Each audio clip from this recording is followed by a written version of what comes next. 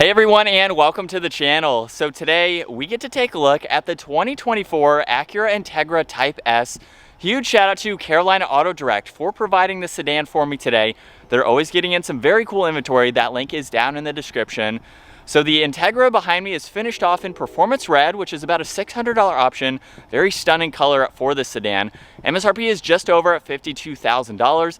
And this is powered by the 2-liter inline 4-cylinder turbocharged engine. It's only paired to a 6-speed manual transmission, pumping out 320 horsepower, 310 pound-feet of torque. That power sent to the front wheels, propelling this 3,200-pound sedan from 0 to 60 in 5.2 seconds. It has a claimed top speed of 167 miles an hour. It also has a fuel capacity of 12.4 gallons. You'll expect to see around 21 miles per gallon in the city, 28 out on the highway. This also has a wheelbase of 107.7 inches. Its overall length is 186. It has a width of 74.8, a height of 55.4, and its ground clearance measures in right around 4 inches. Now, as we work our way to the exterior styling, we can get another look at this beautiful Performance Red.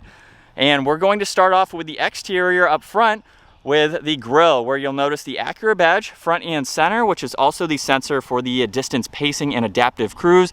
There's also parking sensors, Type S badge, and then a really nice design in this grille. It looks like an explosion going out towards both sides, but a distinctive look for that grille as well with the shape of it for that surround. You'll notice Integra is also stamped on the driver's side just underneath the headlight housing, where this does have LED headlights, DRLs, and turn signals with a quad beam design for the headlights and high beams.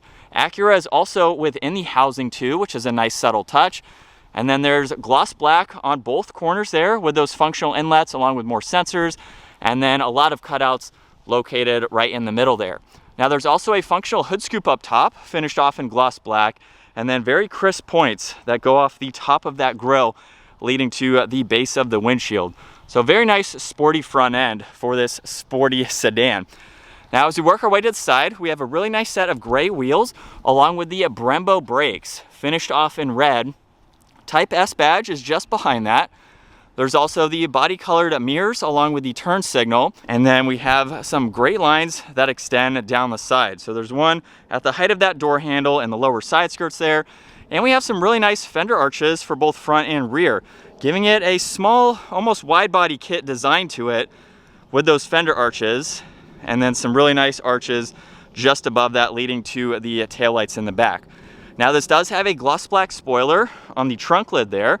And then you'll notice Integra is stamped on the opposite side now. So we're on the passenger side, where it's just underneath that taillight housing, where this has LED taillights, of course. Really nice design for those housings. There's a backup camera, all of the parking sensors, a lot of gloss black in that lower diffuser, and then this has the triple center exit exhaust there, along with some more fins on both sides. We'll take a listen to that here very shortly. But let's work our way to the cargo space, where this Integra has a lot of space. Now on this left side, this is how you release it. The right side, you can actually lock the vehicle, so that is nice to see. But this is more of that hatchback design rather than a traditional trunk opening. So we have a ton of space in the back. Even with those back seats up, very deep compartment where you can place several items. Now you can also fold down the back seats to put in even larger items, and then you do have a little bit of hidden storage underneath the floor. Now over on this driver's side, we have a net for extra cargo, and then there's the sub for the ELS Studio audio system. So very, very spacious. There's 2 grab handles up top, so you can easily close this, making it that much more practical for, I'd say, this smaller size sedan. You definitely have a lot of cargo space. Now as far as being able to hold passengers in the back, we have the door panel, which has a great design to it. We have some matte black trim accents, a little bit of storage in that lower section. And then we have the leather seats with all of the red stitching. Now at 5'10", it's actually pretty spacious. I have plenty of room.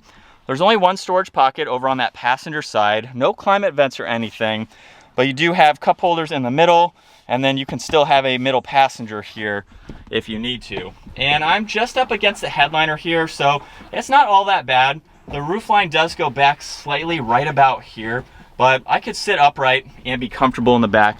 It might be a little tight having 3 people in the back, but it's still doable.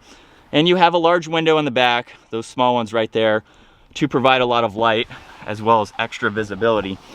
And it's very easy to get in and out, so that's a plus. Door panel up front has all of the window adjustments, side mirror controls, a little bit more storage in that lower section. And then Type S is also down on the door sill.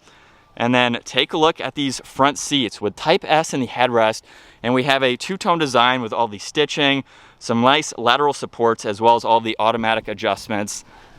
And then once we hop inside, we have the perforated and solid steering wheel with Type S on the lower section there. But let's start this back up and take a listen to how this sounds.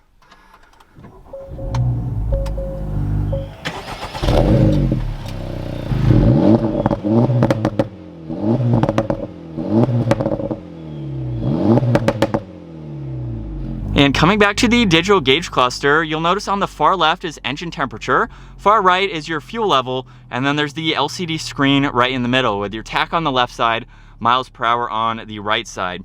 Now, in order to go through some of that information, there is a scrolling dial on this right side where you also have your cruise control settings, you have your steering assist, and your distance pacing.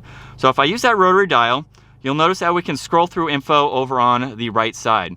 So there's quite a lot that you can go through, just depending on what you would like to see. You can even get into your head-up display to adjust that. So very nice to see that. Now on this left side, you have volume as well as your Bluetooth controls, and then you can use this rotary dial to scroll through info on the left side. So you can go through your audio adjustments. You can also customize this display, get into your phone, and so you have a nice layout between going through all of this information. And that is it for the gauge cluster. Now on this left side, we have one air vent with this really neat design to control that. There's also traction control underneath that. Heads-up display just shows miles per hour. And then with the infotainment system, we do have some physical controls. So you can get home here where you have a lot of icons that you can get into. You have basically your clock, general settings, radio, things like that. You have a back button. There's also some shortcuts in the lower section there, as well as tuning, volume, and your audio. So pretty simple, but easy to go through. We have more air vents underneath that, and then all of your physical controls for your climate adjustments. So there's fan speed, temperature, this has heated seats, and then we have defrosters underneath that. There's wireless charging, a lot of auxiliaries, and then we have that 6-speed manual. So pushing it all the way to the right and back is for reverse, where the backup camera will appear. There's also a few different angles, just depending on what you would like to see. And then we have the rest of the 6 gears here, of course. We have some red accents, some leather stitching, even Alcantara for the boot, and then Type S is just behind that. Now over on this left side, we have a few different driving modes. So you can go into individual, and then with the dynamic settings, you can go into sport, comfort, and sport plus. You will notice that will change on the infotainment system as well, which is nice. There's the e-brake along with the brake hold, 2 cup holders in the middle. You have a little bit of storage in the center armrest there with that removable tray. And then there's also the glove box, which has plenty of space as well. There's the rear view mirror. You get a sunglass holder up top along with the dome lights. And then here's a look at visibility from the driver's seat. Very large window in the back, so you can easily see over both shoulders. As we set off now behind the wheel for the Integra Type S, we actually had an Acura TLX Type S for a week, several weeks back, that had the V6 in it, the twin turbo engine, a lot more power, only had the automatic. And so now getting behind the wheel of the Integra, where we have the 4-cylinder and we have the manual, it's going to be a little bit different, but that is the closest vehicle that I have to compare with this Integra. And I will say, with a mild acceleration there around that turn, it seems to handle pretty well for being front wheel drive. I know a lot of vehicles have had a lot more technology in their front wheel drive development, so that way there's not as much torque steer, if any, or things like that, and you can actually take these around turns and really have a lot of fun even with it being front wheel drive. But so far, this seems like a pretty fun vehicle to drive. It's really neat that Acura is offering a manual transmission for a vehicle like this. To me, Acuras were kind of not really on my radar as far as being a performance-oriented vehicle, or even just having the technology and things that you'd like to see in a performance-style vehicle. But having that TLX for a week really changed my mind on that. That was a very nice vehicle. These aren't equipped with tons of technology like a Mercedes-Benz or something like that, but it gives you the tech that you need to drive it every day, and you really just need all of that. This is going to be more of a driver's car, so you don't need to worry about messing with all of that. You just want to be able to set it up, put it in the drive modes, and have some fun with it here. Now I will say the shifter is very, very light, or the clutch pedal is very light. Shifter is super engaging, so it feels like it's a short throw, very notchy, very small shifting box there. So it's easy to drive. If this is your first manual, this would make for a great first manual to drive. And in Sport Plus second gear, here we go.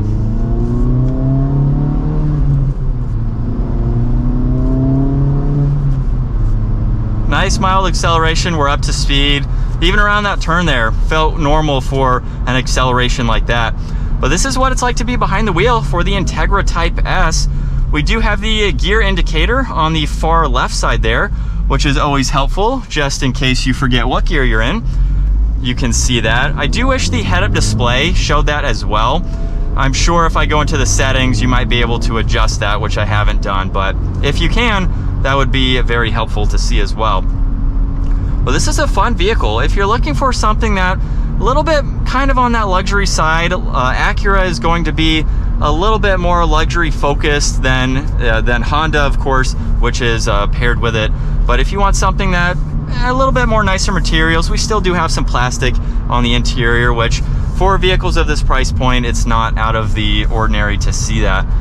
So if you want something a little bit more upscale and you want some added performance, this is a great option to go with. I'm sure there's going to be a lot of performance modifications and support for this car if that's something that you are interested in doing, making it a little bit louder, maybe doing an intake, tuning it, doing anything like that.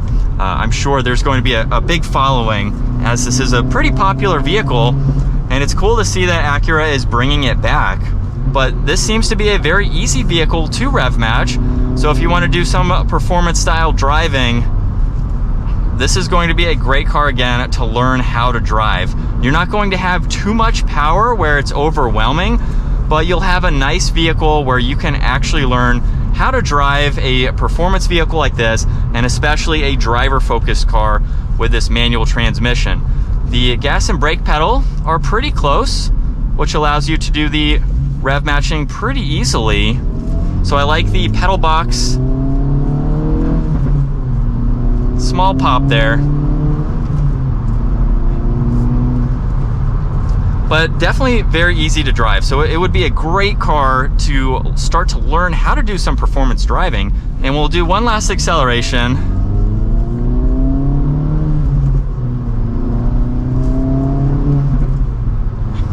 Definitely a quick little vehicle. I think that's going to wrap it up though for the 2024 Acura Integra Type S. Once again, huge shout out to Carolina Auto Direct for providing this vehicle for me today.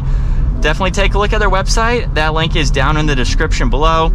And if you enjoyed today's video, give it a huge thumbs up and consider smashing that subscribe button so you don't miss out on our daily uploads. I will see you all in the next video.